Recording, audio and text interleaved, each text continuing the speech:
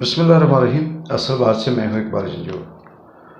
ناظرین، یہ آپ نے اکثر دیکھا ہوگا اور یہ حقیقت بھی ہے کہ کوئی بھی جانور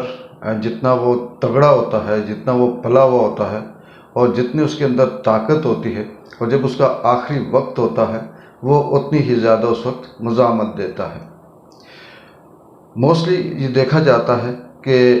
پلے ہوئے اور تگڑے جانور کو پکڑنا یا ذبح کرنا یا اسے مارنا بڑا مشکل ہوتا ہے،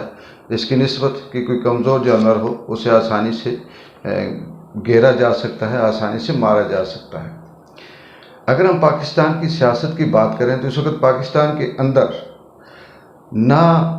آئین کی جنگ ہے، نہ قانون کی جنگ ہے۔ وہاں پہ اس وقت نہ قانون ہے نہ آئین ہے، ایک طاقتور ایسا ٹولہ مسلط ہے کہ جو اپنے آخری سانسیں لے رہا ہے، اور یہ کہا جا سکتا ہے کہ ایک طرف کرسی کی بقا کی جنگ لڑی جا رہی ہے اور دوسری طرف ملک کی بقا کی جنگ لڑی جا رہی ہے۔ جو کرسی کی بقا ہے اس میں وہ طاقتور حلقہ بیٹھا ہوا ہے جو کئی دہائیوں سے اس ملک کے اوپر نہ صرف مسلط ہے بلکہ اس نے تمام ان جگہوں پہ، وہ تمام راستوں پہ، ان دروازوں پہ، ان پوسٹوں پہ اپنے وہ تگڑے لوگ بٹھائے ہوئے ہیں۔ وہ کی پوسٹیں ان کے قبضے میں ہیں جہاں سے حکم صادر ہوتا ہے، جہاں سے کوئی تبدیلی آ سکتی ہے یا یہاں پہ کسی قانون کی پیروی کی جا سکتی ہے۔ اور دوسری طرف جو عمران خان پاکستان تحریک انصاف اس وقت ملک بچاؤ تحریک چلا رہی ہے، حضرت حقیقی آزادی کے نام سے تحریک چلا رہی ہے، اس کا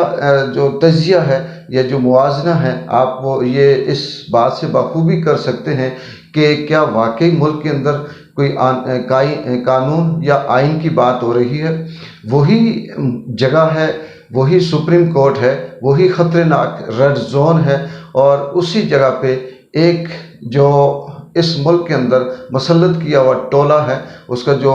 فضلو صاحب ہیں، اپنے سٹوڈنٹس کو سینکڑوں نہیں ہزاروں کی تعداد میں لے کر آ رہے ہیں اس چیز کو، جو انہوں نے ان کا جو نیریٹو ہے، جو بلڈ ہے کہ ہم آئین کی اور قانون کی حکمرانی کے لیے آ رہے ہیں، وہ سپریم کورٹ کے سامنے کل دھرنا دیں گے یا احتجاج کریں گے۔ ان کے لیے نہ وہ ایریا ریڈ زون ہے، نہ وہ ایریا خطرناک ہے، نہ ان کے لیے سپریم کورٹ کا کوئی تقدس ہے، نہ ان کے لیے سپریم کورٹ کے خلاف بولنا کسی قسم کی توہین عدالت ہے، اور نہ ان کے لیے وہاں پہ کسی قسم کی کوئی پابندی ہے۔ دوسری طرف وہی جگہ اور وہی ایریا بلکہ اس سے کئی میل دور تک پاکستان تحریک انصاف کے اگر دو بندے گٹھے جا رہے ہوں تو ان کو دہشت گرد قرار دے کر وہاں سے اغوا کر دیا جاتا ہے، ان کو تخریب کار کہہ کر اغوا کر دیا جاتا ہے، ان کو یہ الزام لگا کر کہ یہ کہیں بم مارنے جا رہے تھے اغوا کر دیا جاتا ہے۔ اگر وہاں پہ پاکستان کے اندر جو موجودہ حکومت ہے یہ اس لیے اپنے اس تمام تر فاشسٹ اور فسطائیت والے جو ہتھ کنڈے ہے وہ استعمال کر رہی ہے، کیونکہ اسے اپنی سانسیں اکھڑتی ہوئی نہ صرف نظر آتی ہیں بلکہ اکھڑتی ہوئی سانسوں کے ساتھ اب یہ آخری پنجے مار رہے ہیں، اور یہ کیونکہ طاقتور تھے، ان کی گرپ پورے ملک کے چپے چپے پہ تھی، ایک ایک ادارے پہ ان کی گرپ ہے، ایک ایک شخص پہ انہوں نے بلیک میل کر کے اسے اپنا بنایا ہوا ہے، اور جو پاورفل ایریا ہے وہ سارے کا سارا ان کے ہاتھ میں ہے، اور کچھ یہ ان کے ہاتھ میں ہے جس کی وجہ سے اب ان کی وہ جو سانسیں ہیں نکلتی ہوئی مشکل ہو رہا ہے۔ لیکن دوسری طرف اگر ہم ایک سال کا تجزیہ کریں تو اس ایک سال میں جو عمران خان کی حکومت کو گرایا گیا، ہٹایا گیا، اور اس کے بعد بڑے دھوم دھڑکے سے اس پی ڈی ایم کے ٹولے کو مسلط کیا گیا، بڑے دعوے سے اور بڑے پاور کے ساتھ، بڑی مدد امداد کے ساتھ اسے مسلط کیا گیا، اس ایک سال کے اندر اس نے اس ملک میں عام آدمی کی تباہی، بربادی، مہنگائی اور اس ملک کی ستیہ ناش کے علاوہ کچھ نہیں کیا۔ ایک چیز یہاں پہ اور بھی ہمیں دیکھنے کو اور سننے کو ملی ہے، اگر آپ یہ چاہتے ہیں کہ پاکستان کے اندر کن لوگوں کی عزت ہے یا کس طرح سے ایریاز کو یہ احترام کرتے ہیں، یہی پی ڈی ایم، یہی خواجہ آصف، یہی فضلو، یہی وزیر دفاع، وزیر داخلہ رانا ثناء اور دیگر جو جتنے بھی پی ڈی ایم کا جتھا ہے، اس میں شہباز شریف بھی شامل ہے، اس میں مریم نواز بھی شامل ہے، اس میں اورنگزیب بھی شامل ہے، ساری شامل ہیں، جب اپنی باری آتی ہے تو یہ قائد اعظم کو بھی غدار کہتے ہیں، یہ قائد اعظم کی بہن کو بھی غدار کہتے ہیں۔ انہوں نے تمام تر وہ قائد اعظم پاکستان کے جو ہسٹوریکل پلیس ہیں ان کی اپنی ماضی کی تاریخ میں کہیں سے بھی بے حرمتی میں کوئی فرق نہیں چھوڑا، لیکن آج یہ کہتے ہیں کہ جناح ہاؤس، اس کی تصویر گر گئی، جناح ہاؤس کے بے حرمتی ہو گئی۔ مانتے ہیں کہ وہ جناح ہاؤس قابل قدر ہے، وہ ہمارے لیے ایک اچھی تاریخی مقام ہے، لیکن آپ ذرا اپنے گریباں میں جھانکیں، کیا آپ نے اس سے پہلے ماضی میں کبھی کسی طرح سے پاکستان کے اندر تاریخی جو مقامات ہیں، چاہے وہ علامہ اقبال کے خاندان سے تعلق رکھتا ہو یا قائد اعظم سے تعلق رکھتا ہو، اس وقت آپ کو یہ چیزیں نظر کیوں نہیں آتی؟ جب علامہ اقبال کے گھر میں ان کی بہو ان کے خاندان کے اندر چادر اور چار دیواری کو پامال کرتے ہوئے آپ نے وہاں پہ چھاپے مارے، پولیس اس وقت جو خواتین کی ساتھ بے حرمتی کر رہی ہے، جس طرح سے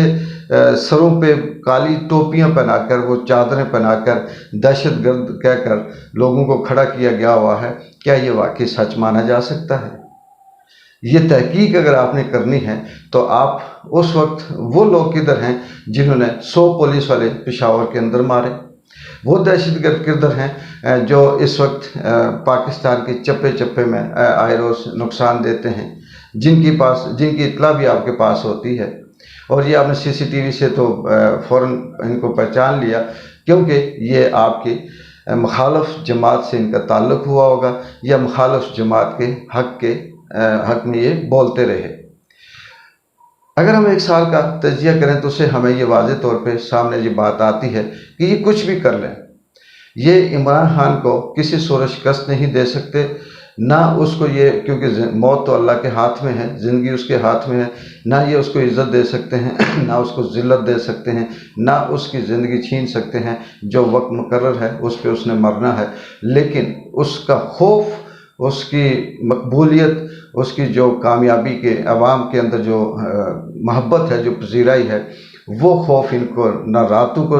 سونے دیتا ہے اور نہ دن کو چین سے بیٹھنے دیتا ہے۔ اس کی وجہ صرف یہی ہے کہ یہ بدنیت کرپٹ لوگ صرف اور صرف اپنی کرسی کی خاطر جھوٹ بولتے آئے، اور اس عوام کے ساتھ ہی انہوں نے اس سے پہلے ماضی میں اگر 3 دفعہ آئے ہیں تو 30 سال تک یہ جھوٹ بولتے رہے اور 70 سال تک اس ملک کو یرغمال بنا کے رکھا۔ اب دیکھتے ہیں کہ کرسی کی بقا کی جنگ جیتتی ہے یا ملک کی بقا کی جنگ جیتتی ہے۔ یہ صرف اور صرف آخری مرحلہ ہے۔ اس دونوں جنگوں میں سے یا تو ملک کی بقا کی جنگ اگر جیت گئی تو پھر شاید کہ یہ ملک آہستہ آہستہ پھر سے اس وینٹیلیٹر سے اتر کر سانسیں اس کی بحال ہوں اور ایک وقت آئے کہ یہ بھی اپنے پاؤں پہ کھڑا ہو سکے۔ اگر کرسی کی بقا کی جنگ جیت گیا یہ جو ٹولہ ہے یہ، تو پھر اس کے بعد یہ جو پاکستان کی سرزمین ہے، اس کے اندر یہ جو 22 کروڑ لوگ ہیں، یہ بھیڑ بکریوں کی طرح پہلے تھے، اب بھی ہوں گے، اور پھر کوئی ایسی امید نہیں کی جا سکتی جو اس ملک میں عام آدمی کی بہتری کے لیے ہوگی۔ اللہ تعالیٰ